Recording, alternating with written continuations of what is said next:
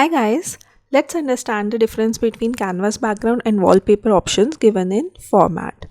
So, canvas is basically a working space where you depict your visualizations, be it chart, slicer or any other report elements. So if I have this visualization, I am displaying this on my canvas. Whereas wallpaper is bigger than canvas background.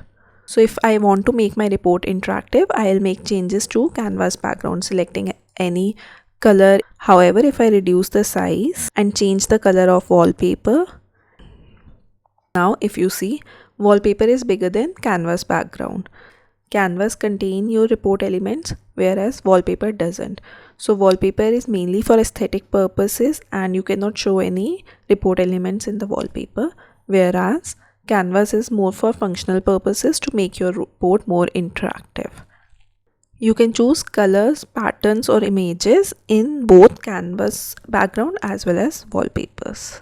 I hope this helps. Thank you and have a good day.